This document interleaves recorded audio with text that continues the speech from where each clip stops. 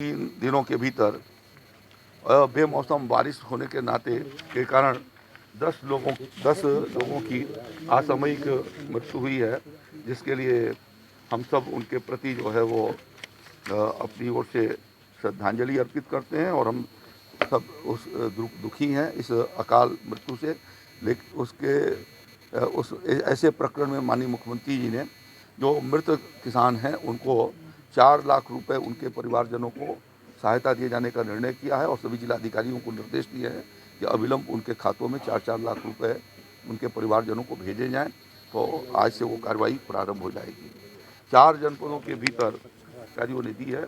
उस संदर्भ में भी उसका परीक्षण कराया जा रहा है और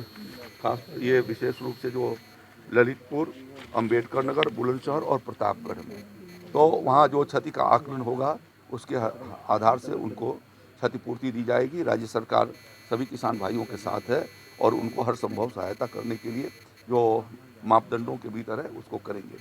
प्रधानमंत्री फसल बीमा योजना के भीतर जिन किसानों ने रबी के भीतर अपना इंश्योरेंस कराया हुआ है, मैंने आज निर्देश दिए हैं कि उन कंपनियों के साथ हमारे एसीएस लखनऊ में बैठक करेंगे और बैठक करके उनको भी निर्देशित करेंगे कि वो उन इलाकों में जिन किसानों की क्षति हुई है उनका सर्वे करें और सर्वे करके जो है वो जो आकलन आएगा उसके हिसाब से उनको क्षतिपूर्ति प्रदान किया जाएगा। जिन जनपदों में कुछ जनपदों के भीतर ओला के कारण क्षति हुई है तो वहाँ के किसान व्यक्तिगत रूप से जो है वो सूचना बैंक को और वहाँ जो जो कंपनी जो जिसने किसानों का फसली बीमा प्रधानमंत्री फसली बीमा के अंतर्गत बीमा कराया है उनको वो व्यक्तिगत एप्लीकेशन लगा करके सूचना देंगे तो उनके खेत का भी निरीक्षण होगा, क्योंकि ये कोई मास लेवल पर नहीं हुआ है, कुछ जगहों पर छिटपिट हुई है। तो जहाँ पर प्रभावित हैं और जो जो नियमित किसान हैं वो इस बारे में वो सूचना 78 घंटे के भीतर ही 72 घंटे के भीतर ही वो बैंक और इंश्योरेंस कंपनी को दे दें। और विद्युत की वजह से 10 लोगों की जनहानि हुई है, जिसमें कानपुर देहात के भीतर 1, बाराबंकी में 1, उन्नाव में 2, कानपुर में 1, सोनभद्र में 1, अयोध्या में 1, सहारनपुर में 1, मिर्जापुर में 1, प्रयागराज में 1, इस प्रकार से कुल 10 लोगों के असमय दिवंगत होने की आकाशीय विद्युत से सूचना प्राप्त हुई है और इन लोगों को 4-4 लाख रुपया उनके परिवारजनों को सहायता दिए जाने के लिए माननीय मुख्यमंत्री जी ने उनको निर्देशित कर दिया है, माननीय योगी आदित्यनाथ जी ने, और वो जिलाधिकारी वहाँ पर उसको पूरा करके उनके परिवार के जनों के खातों में उसको भेजने की प्रक्रिया आ चुकी, तजरी आज खुली है, तो आज से वो कार्यक्रम उसका शुरू हो जाएगा। 4 जनपदों के भीतर वर्षा से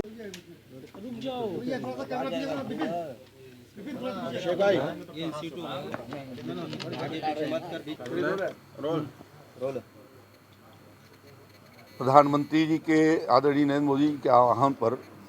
पूरा विश्व अंतर्राष्ट्रीय मिलेट वर्ष के रूप में वर्ष 2023 को मना रहा है और इस दिशा में आदरणीय प्रधानमंत्री जी ने उस कार्यक्रम की शुरुआत नई दिल्ली के पूषा इंस्टीट्यूट से 18 तारीख को, इसी 18 मार्च को ग्लोबल मिलेट्स सी अन्न कॉन्फ्रेंस की 2 दिवसीय कॉन्फ्रेंस की शुभारंभ किया और 5 दिवसीय प्रदर्शनी का उन्होंने लोकार्पण किया। राज्य सरकार ने मिलेट्स वर्ष को सी अन्न योजना के इस वर्ष को देखते हुए हमने इस बात का निर्णय किया है कि जायद की फसल में ज्वार और बाजरे पर हाइब्रिड सीड आती है उसका 50% अनुदान पर हम किसानों को उपलब्ध करवाएंगे और उसके लिए आज 20 मार्च को और कल 21 मार्च को सभी विकास खंडों पर हमारे स्टॉल लगे हैं और शुरू हो गए हैं, जहां पर 50% अनुदान पर किसानों को उन्हें बीज उपलब्ध होगा। पहले वो पूरी बीज खरीदेंगे और 50% की धनराशि उनके खातों में जो आधार कार्ड के साथ लिंक होगा उसमें उसकी पैसा चली जाएगी। राज्य के भीतर योगी आदित्यनाथ जी की सरकार ने पिछले रबी के सीजन में तिलहन और दलहन के खेती पर बहुत फोकस करके और उस पर हम लोगों ने लगभग 11 लाख मिनी किट किसान भाइयों को निःशुल्क वितरित किए थे और उसके कारण दलहन और तिलहन का आच्छादन प्रदेश में बढ़ा और फसल भी बहुत अच्छी तैयार है, एमएसपी पर उसकी खरीद की जाएगी। इसी तरीके से चना की खरीद 2,12,000 मीट्रिक टन होगी, जो 5,335 रुपये न्यूनतम समर्थन मूल्य पर प्रति कुंटल खरीदा जाएगा। मसूर की खरीदारी 1,49,000 मीट्रिक टन होगी और उसे 6,000 रुपये प्रति कुंटल के हिसाब से खरीदा जाएगा। जिन जनपदों में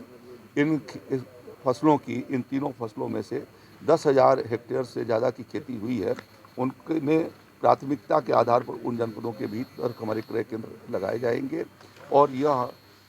हमारा उद्देश्य है कि जिससे कि तिलहन और दलहन के मामले में हमारा देश आत्मनिर्भर हो सके, उसमें उत्तर प्रदेश अपना योगदान दे। इस नाते हम लोगों ने इस साल 11 लाख मिनी किट तिलहन और दलहन के वितरित किए थे।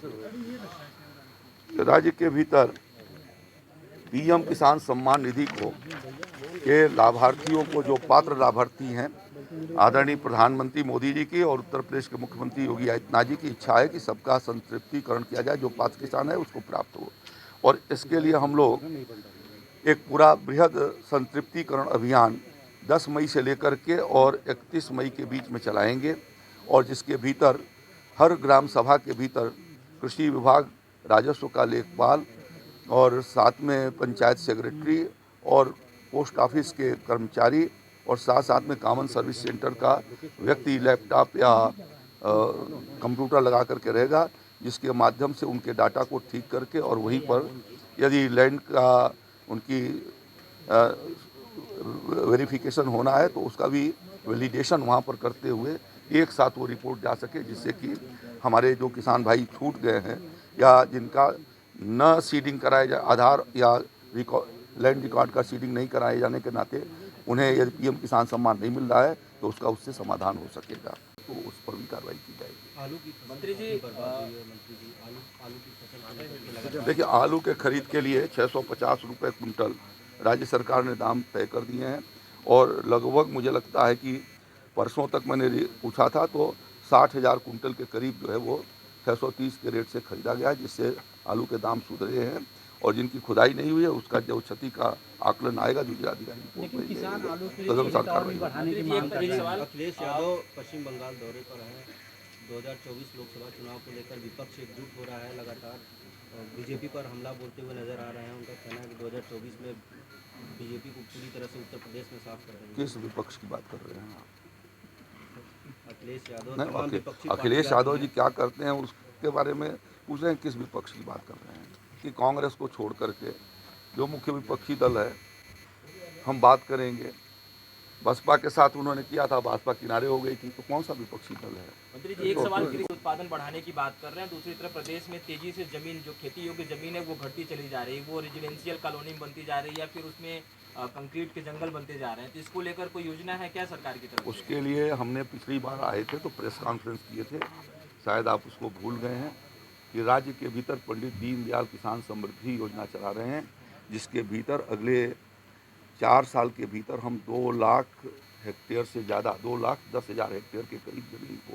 जो ऊसर बंजर पड़ती है या नदियों के किनारे की बेकार पड़ी ज़मीन है, उसको भूमि संरक्षण विभाग उसको ठीक करके खेती योग्य बना रहा है।